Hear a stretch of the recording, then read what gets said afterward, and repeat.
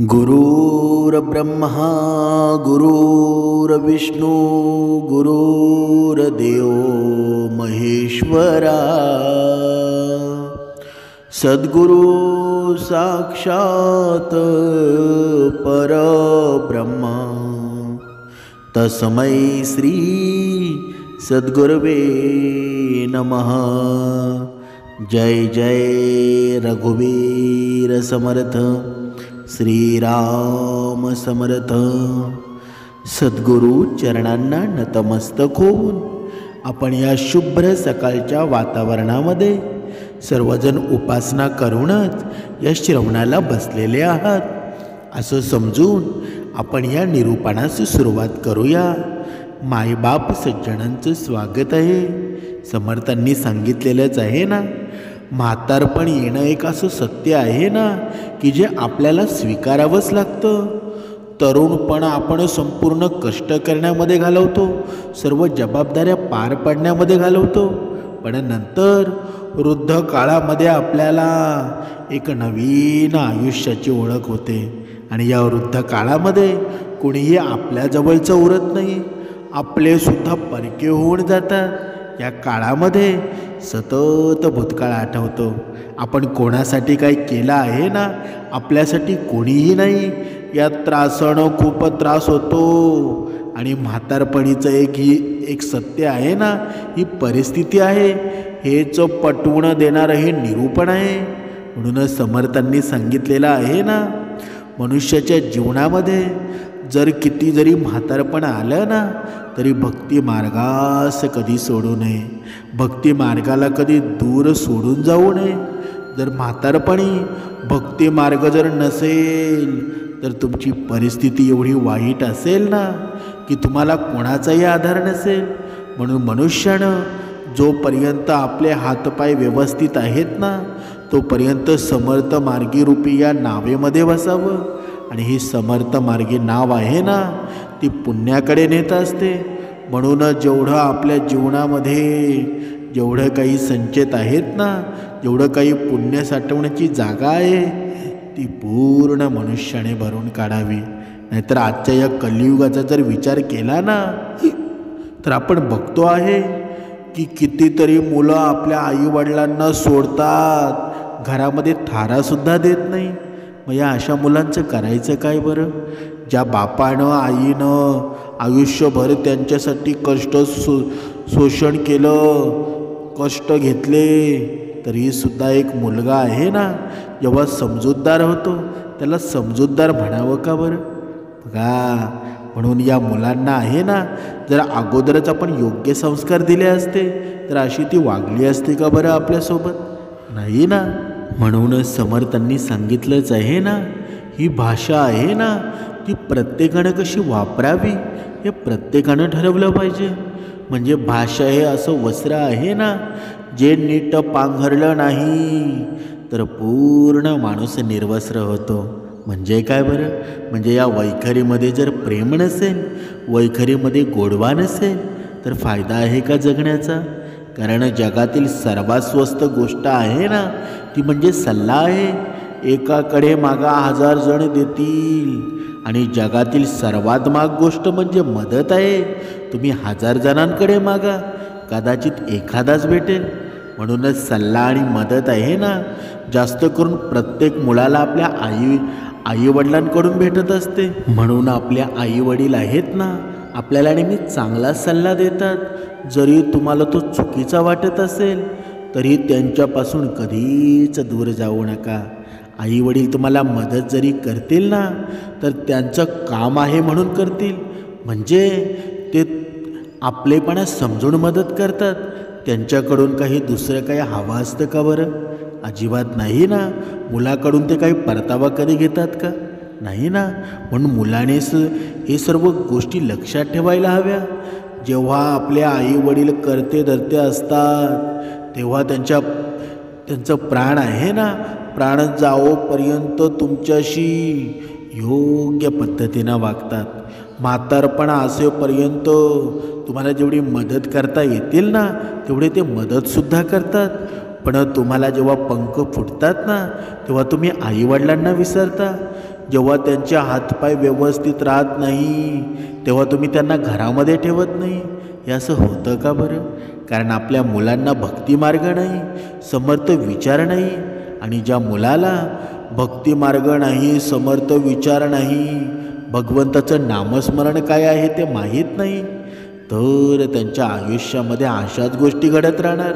म्हणून प्रत्येक आईवडिलांनी आहे ना एक गोष्टीचं भान ठेवा. ज्याप्रमाणे मनुष्याला शिक्षणाची गरज आहे ना त्याप्रमाणे सुसंस्कृतसुद्धा माणूस झाला पाहिजे. पण आपण त्या गोष्टीकडे लक्ष देतो का बरं? कधीच नाही. गैरसमजाच्या समजुतीमुळं आपलं आयुष्य पूर्ण बर्बाद होऊन टाकतं. तरीसुद्धा आपण स्वतःच्या मर्जीप्रमाणे वागायला बघतो. म्हणजे नातं, मन, हृदय हे तोडणारं सर्वात मोठं शस्त्र आहे ना तो म्हणजे गैरसमज आहे. त्याला वेळीच आपण दूर करायला हवं. म्हणजे काय बरं? म्हणजे भरलेलं घर आणि सुंदर मन हे फक्त समाधानी व्यक्तीचंच असतं.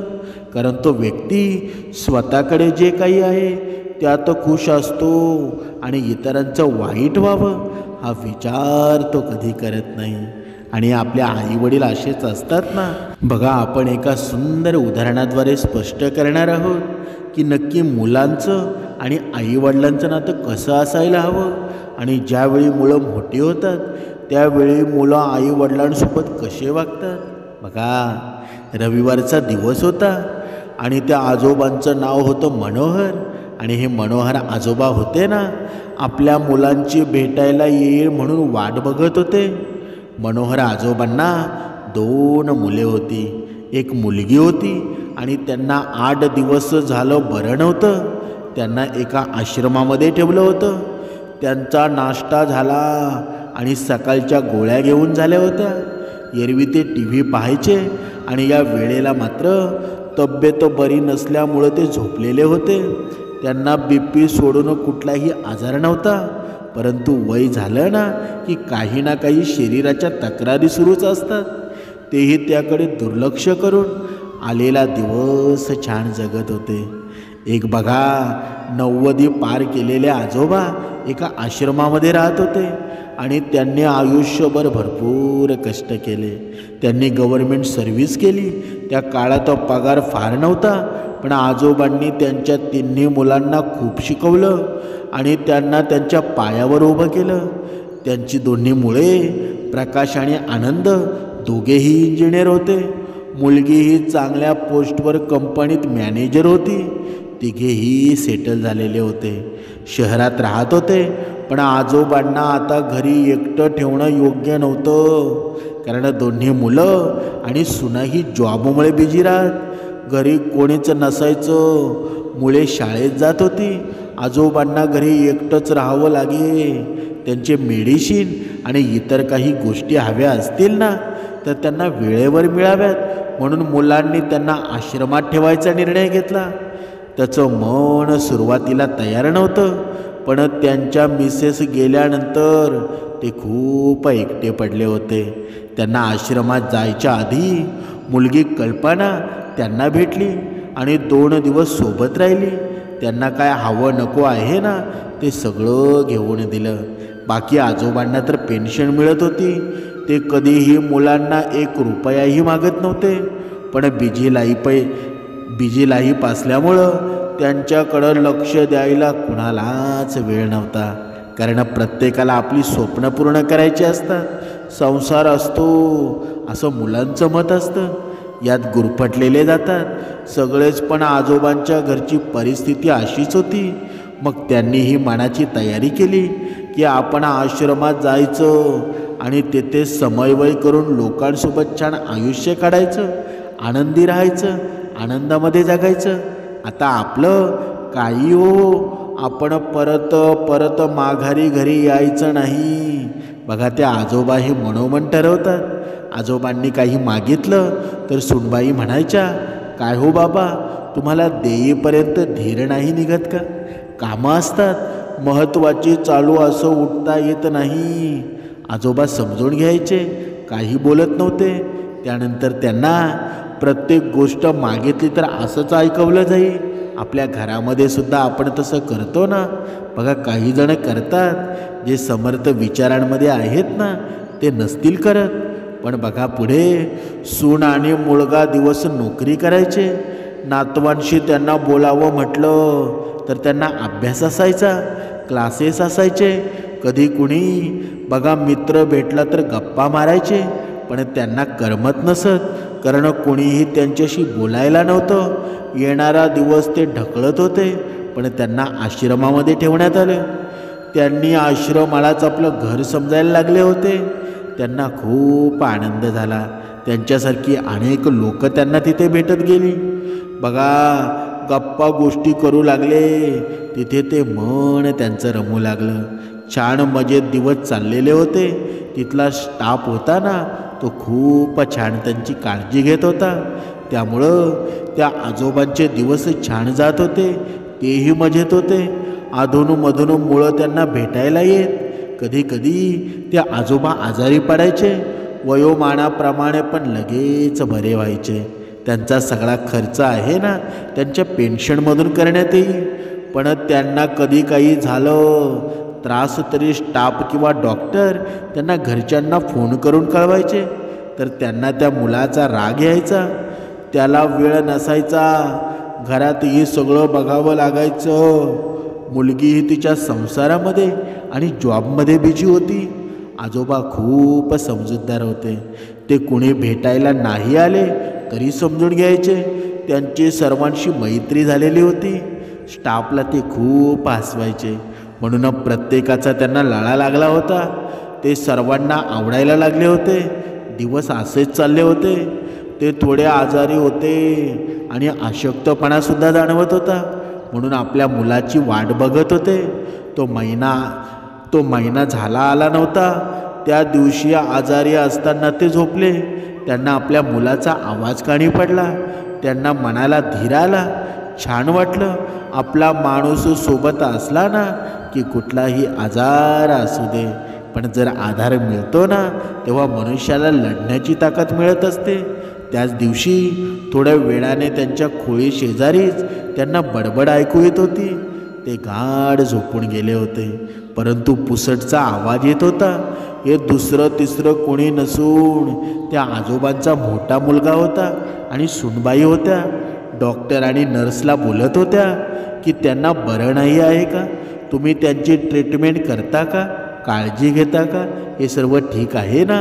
पण त्यांचंही आता 90च्या पुढे वय गेलेलं होतं. कशालाही तुम्ही जास्त ट्रीटमेंट करता, त्यांचं आयुष्य वाढवता. यात आमचाही वेळ वाया जातो. मुंबईवरून पुण्याला येणं आणि त्यात आम्ही सगळेच नोकरी करतो. आम्हालाही फारसा वेळ नसतो. डॉक्टर आणि नर्स शांतपणे ऐकून घेऊन त्यांना व्यवस्थित समजावून सांगत होते. पण ते लोक त्यांचंच म्हणणं मांडत होते. त्यांचं मत होतं की आता सर्व थांबवा. आता हे सगळ्यामध्ये पैसाही जातो आणि आम्हालाही वेळ नसतो. ते आजोबा इतके छान दिवस जगले ना, आता पुन्हा त्यांचं आयुष्य कशाला वाढवता बरं? एवढी ट्रीटमेंट का करायची बरं?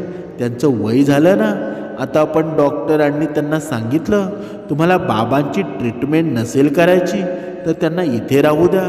कारण कुणाही व्यक्तीला काही त्रास होत असेल तर आम्हाला ट्रीटमेंट अशी अर्धवट सोडता येत नाही. आम्ही आमचं कर्तव्य पार पाडू. तुम्हाला भेटायला यायला वेळ नसेल ना तर आमचा स्टाफ काळजी घेऊ शकतो. जरा तुम्हीही समजून घ्या. त्यांचंही वय झालं आहे, म्हणजे त्यांनी पुढे यापुढे जगूच नये आणि त्यांना असं मरणाच्या दारामध्ये सोडणं तुम्हाला कितपत योग्य वाटतं बरं? आणि ट्रीटमेंटसाठी फार थोडे पैसे लागत होते. फक्त IV इंजेक्शन आहे ना आणि काही मेडिसिन एवढंच त्यांना गरजेचं आहे ना. त्यावरून तुम्ही एवढं बोलत आहात तसं नाही हो डॉक्टर. फक्त एवढंच वाटतं की उगाच त्यांचं आयुष्य वाढवून त्यांना त्रास देणं बरं नाही. त्यांचा मुलगा म्हणाला. पण डॉक्टरांना जे समजायचं ते समजलं. यांचा आवाज वाढला. हे नवरा बायको आहेत ना, डॉक्टर आणि नर्सशी हे काही बोलत होते आणि त्यावर डॉक्टरांनी त्यांना समजावून सगळं त्यांनी ऐकलं होतं. पण ते झोपले आहेत असं दाखवत आणि डॉक्टर आणि नर्स निघून जातात. त्यांचा मुलगा आणि सून त्यांच्या रूममध्ये येऊन त्यांच्या तब्येतीविषयी चौकशी करायची सोडून त्यांनाच बोलत राहिले.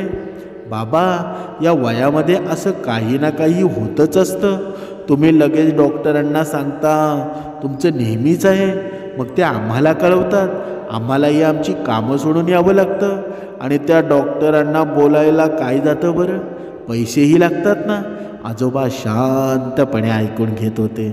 त्यांना विकनेस जाणवत होता. त्यासाठी डॉक्टरांनी सलाईन वगैरे सुरू केलेलं होतं. पण या घरच्यांना याचं काहीच वाटत नव्हतं. थोड्या वेळाने ते दोघेही निघून जातात. आजोबा विचार करत बसले होते.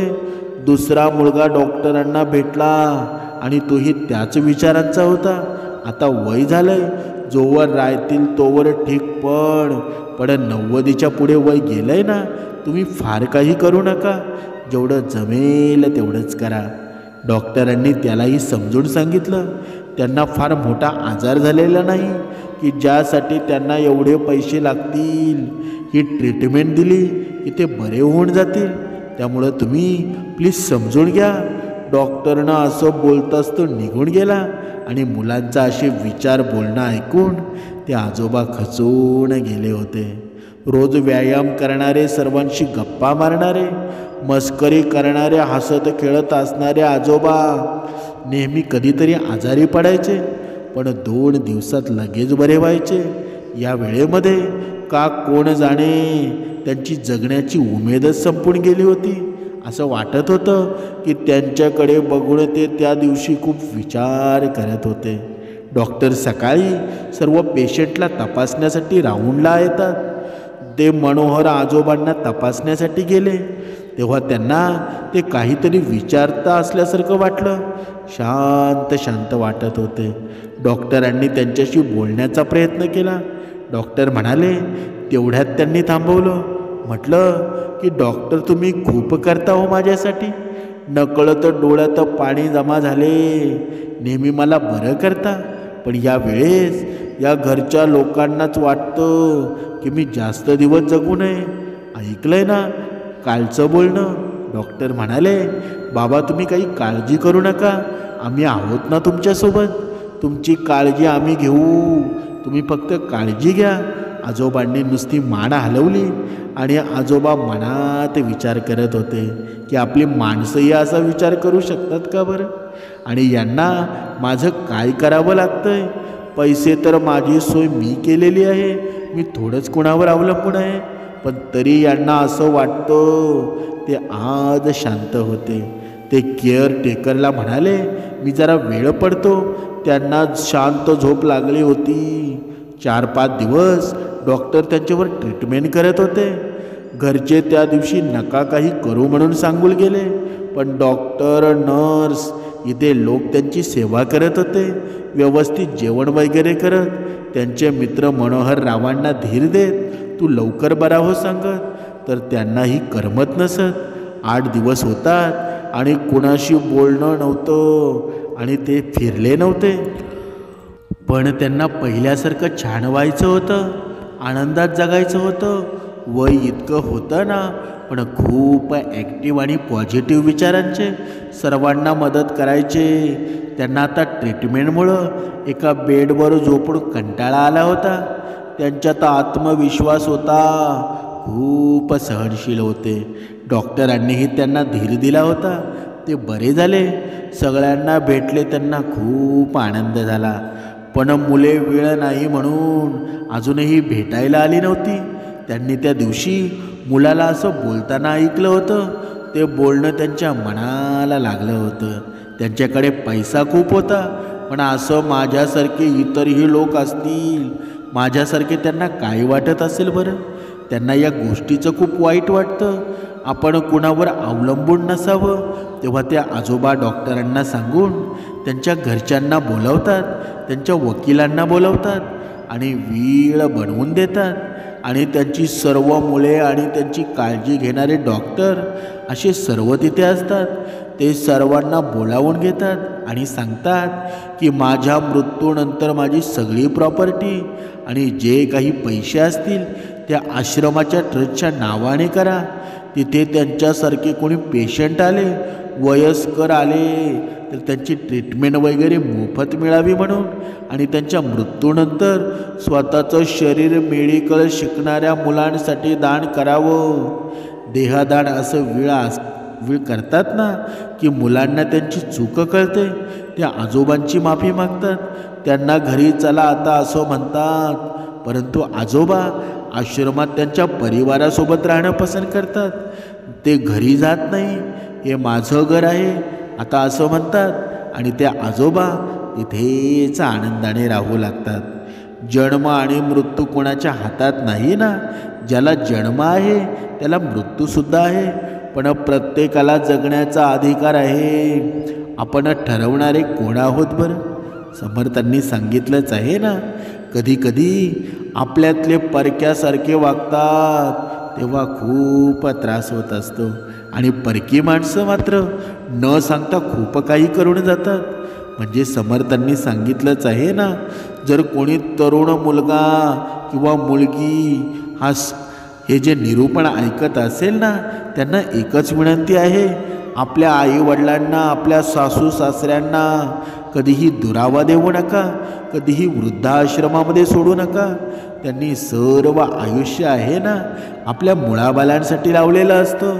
तुम्हाला वेळ नसेल तर तुमच्या मनाशी तुम्ही बोला. जोपर्यंत माणूस आहे ना तोपर्यंत कदर करा. एक गोष्ट लक्षात घ्या, घरात वृद्ध लोकांची सावळी असावी आणि आपल्याला आशीर्वाद असतील तर कधीच आयुष्यात काही कमी पडणार नाही. घरातील वयोवृद्ध आहेत ना, त्या अनुभवी लोकांचा आपल्यावर खरोखर आधार असतो. त्यांनी आपल्यासाठी जे काही कष्ट घेतलेले आहेत त्यांची परतफेड करण्याची वेळ आहे. ही त्यांना म्हातारपणात आपण सुख देण्यामध्येच आहे. प्रत्येकजण म्हातारा होणार आहे, त्यामुळं आपल्या घरात जे काही कोणी वयोवृद्ध व्यक्ती आहेत त्यांच्यामध्ये स्वतःला पहा आणि त्यांची सेवा करायला चालू करा. वेळ काढून मंदिरामध्ये जाऊ शकतो, वेळ काढून देवपूजा करू शकतो, वेळ काढून आपण सर्व मनोरंजनाच्या गोष्टी करू शकतो, पण थोडा वेळ या वृद्ध लोकांसाठी नक्कीच आपण काढू शकतो. पण आजचा तरुण तसा करतो का? ते करण्यासाठी फक्त भक्तिमार्गामध्ये असावं लागेल, श्रावणामध्ये असावं लागेल, 2 वेळच्या उपासनेमध्ये असावं लागेल. म्हणूनच समर्थांनी सांगितलेलं आहे ना, आयुष्यामध्ये काही करता नाही आलं तरी चालेल, पण आपल्या आईबापाची सेवा करणं कधीच सोडू नका. या आईबाप आहेत ना तीच भगवंत आहेत, तेच भगवंताची रूपं आहेत आणि पहिले गुरु आपले आईवडीलच आहेत ना, त्यांची सेवा करा. तुम्हाला भगवंताची सेवा करायची गरज नाही. जर आपल्यामुळे आपल्या आईवडील आनंदित असतील ना तर तीच खरी भक्ती आहे आणि ही भक्ती आहे ना ती कधीही सोडू नका. अभंगामध्ये सुद्धा सुंदर वर्णन आलेलं आहे ना, नाही रे नाही कुणाचे कुणी. जोपर्यंत आपले आईवडील आहेत ना तेच आपले आधार आहेत, नाहीतर बाकीची सर्व नाती खोटी आहेत. म्हणून आपल्या आईवडिलांवर विश्वास ठेवा. प्रत्येक मुलीनं सुद्धा लक्षात घ्या की आपल्या आईवडील जे आपल्याबद्दल विचार करतात ना, आपल्या आईवडील जे आपल्याबद्दल ज्या काही गोष्टी करतात त्या कधीच चुकीच्या नसतात, त्यांच्यामध्ये सत्यता दडलेली असते. म्हणून विचार करा, आपल्या आईवडिलांना कधी धोका देऊ नका. आपल्या आईवडील आहेत ना भगवंताचे रूप आहेत, म्हणून त्यांना कधी विसरू नका. आपण कितीही मोठे झालो, कितीही आपल्याला आभाळात उडण्याचे पंख आले तरी आपल्या आईवडिलांना सोडून दुसरा विचार करू नका. तुमच्या जीवनाचं सार तुमच्या आईवडील आहेत. म्हणून जोपर्यंत आईवडील जिवंत आहेत ना तोपर्यंत त्यांची सेवा करा. जोपर्यंत आईवडील तुमच्या सोबत असतील ना, कितीही दुःखाची परिस्थिती येऊ द्या, पण त्याच्यामधून बाहेर निघण्याचं सामर्थ्य आहे ना ते आपल्या आईवडील आपल्याला करत असतात. म्हणून आईबापाला विसरू नका, त्यांची सेवा करा. हीच खरी भगवंताची भक्ती आहे. जय जय रघुबीर समर्थ.